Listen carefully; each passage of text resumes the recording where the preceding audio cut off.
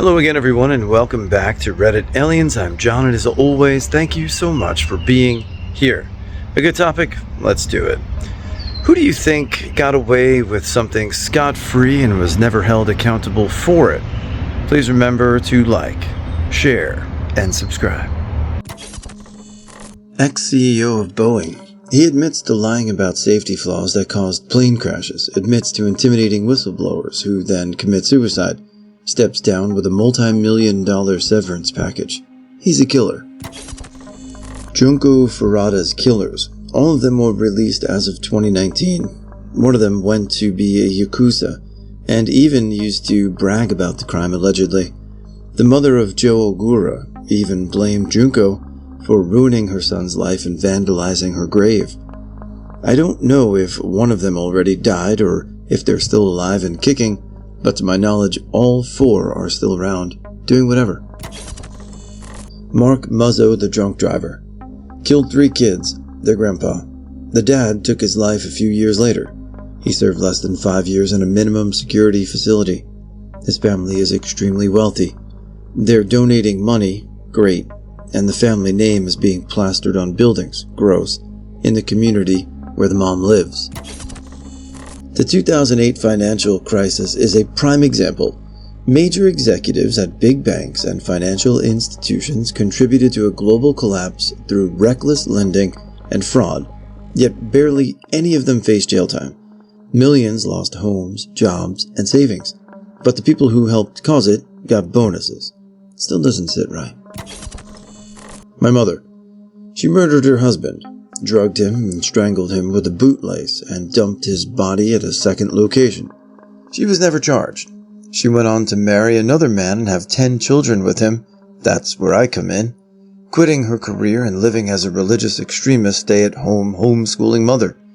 My half-brother deserves to see justice for his father's murderer, but it's been a very long time, and the older she gets, the less likely it is. Brian Laundrie's parents. I believe they knew their son killed Gabby Petito the second it happened and helped him get home and hide the evidence. While I also believe he did kill himself, I can't help but to think there is more at play there, but overall, I believe they knew and withheld information in an attempt to help their son. Cricket, aka Lynn Balazaz. She was Leonard Lake's wife when he and Charles Ng tortured and killed a few dozen people in the 80s. Even though the torture chamber was on the property that she owned, and she helped recruit victims, one was my dear friend, and destroy evidence, prosecutors gave her total immunity in exchange for her testimony. In the end, they decided she was an unreliable witness, and she never did testify, but she still walked free. My ex-husband, the one-eyed founder of Oath Keepers, Stuart Rhodes. He was convicted of seditious conspiracy, and with terrorism enhancement to a sentence was given 18 years. He wasn't pardoned, but was won 14 of the commuted sentences. So now he's just couch surfing off his followers, doing podcasts and eating at Applebee's.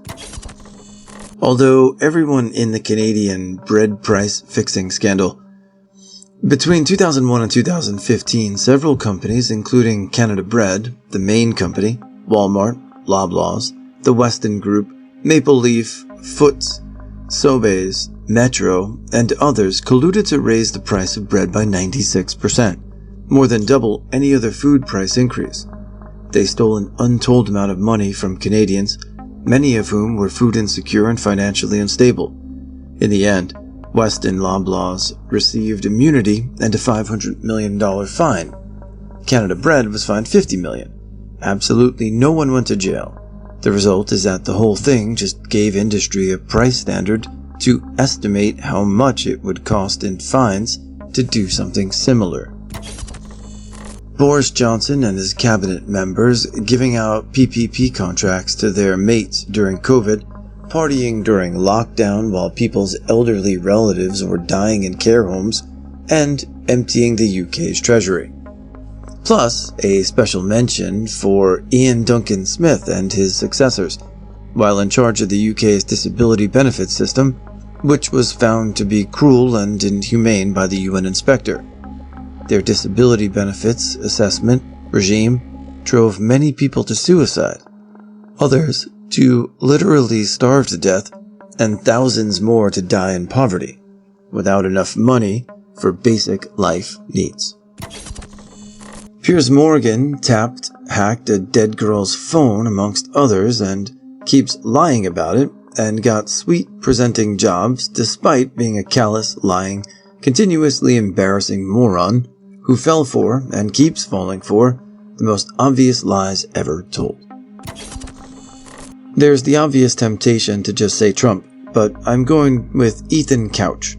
The got away with killing 4 people because he was too rich to know right from wrong.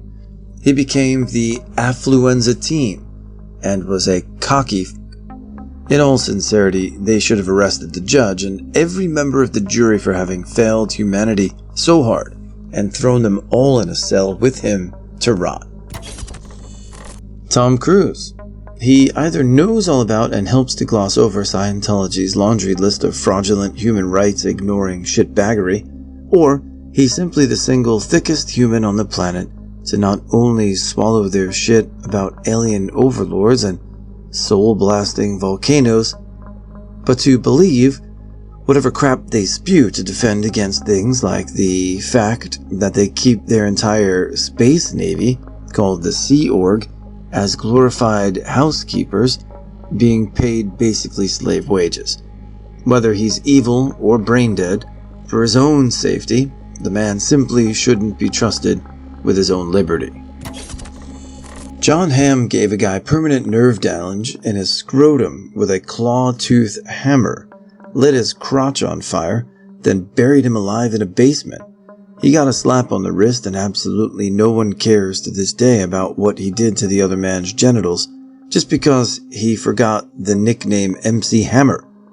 If it was discovered Blake Lively lit another woman's genitals on fire, for example, her career would be destroyed. There's really a double standard. Matthew Broderick, 1987, Donegal, Ireland. Driving on the wrong side of the road, hit an oncoming vehicle, killing 2 female occupants. Dangerous driving charge reduced to careless driving, $175 fine. Prince Andrew of the British royal family. There's no question the man is guilty of R-ing minors, his being frequent Epstein Island visitor amongst the evidence. One of his most high-profile victims, Virginia Giuffre, completed suicide, was it though? Just a few weeks ago. And yet the man is still part of the family and having the British public's tax pay toward his upper-class life. Oliver North. He admitted to his leading role in the Iran-Contra scheme, admitted to destroying official documents, and admitted to lying to Congress. He was convicted of accepting an illegal gratuity, aiding and abetting in the obstruction of a congressional inquiry, and ordering the destruction of documents. He was given a suspended sentence, and the charges were overturned on a technicality. He then became fabulously wealthy as an author and talking head and host on Radio America and Fox News before becoming president of the NRA. All the cops and first responders who ignored Konarak synthesophone, Jeffrey Dahmer victim, when he clearly needed help. 3 women called it in, and the cops told them to shut the hell up. They ignored the fact that he was bleeding rectally and naked. Charlie Koch. He has spent a lot of his life trying to get better treatment for billionaires, and wanting the U.S. to legalize slavery again. He's completely against regulations, and will happily let a gas line stay full of holes if it is Swiss cheese, and let people die in explosions if it means saving money. Him and his other billionaire buddies have been trying to sabotage America to make things better for rich people and corporations for decades now, even creating college courses on libertarianism. That's just pure propaganda. The man is slimier than the oil he pulls up from the ground. Not a person, but a country, China. I'll never forget the fact that they knew in advance that there was an outbreak of a new type of virus, and they did their best to keep quiet about it so it doesn't ruin their image. By the time they saw anything about it, we already had a case in a dozen countries such as Japan and Korea. How many people died from it? How many businesses died down because of it? While it mostly died down, there's still some case of it every now and then. Yet, I don't remember seeing an apology from them. Texas Attorney General Ken Paxton basically took bribes from his buddy Nate Paul to interfere with an FBI investigation into Paul, then retaliated against the lawyers in his own office who reported him by firing them. The billionaires that fund Texas Republican politics threatened to primary the Republican state senators if they voted to convict him in his impeachment trial, so they acquitted him. For reasons I'm unaware of, the Justice Department under Garland never brought charges against him for interfering in the Paul investigation, and officially dropped the investigation in the last days before Trump took over again. This is all after he spent the entirety of his term as AG under indictment for 2 counts of fraud that the special prosecutors settled for no penalty last year. This dude is the shadiest, dirtiest human filth to hold office, and he's now prepping to primary John Cornyn for his U.S. Senate seat. Ken Griffin of Citadel colluding with Vlad Tenev of Robinhood to steal money from retail investors in 2021, yeah? They lied under oath in congressional hearings, and they are still screwing middle class and less than middle class investors from all over the world. Ken Griffin, Vlad Tenev, Doug Sifu, and Vincent Viola, Jeff Yaz, and Steve Cohen are all despicable Wall Street goons and criminals that are all worse than Bernie Madoff. They have each stolen billions of dollars from hardworking people's investments and retirement funds. The regulators who are supposed to be enforcing the laws are bought off and colluding with them to stay quiet. If more people were aware of the amount of crime that's happening on Wall Street to innocent folks, there would be pitchforks in the streets. Yet there never are. There's so many good examples here listed today, so thanks for sharing. Feel free to comment even more. I probably will as well, but I definitely have a visceral reaction to the comeuppance for the people ultimately responsible for the financial collapse in 2008 and how nothing happened, and then Occupy Wall Street happened, and then everything changed again, and then we're right back where we were, waiting for the next collapse. So if I'm not being too dramatic, but yeah, I mean, if you really look back into the history of it, it was pretty disgusting, and now they're back again, leading us right down the road to potential peril.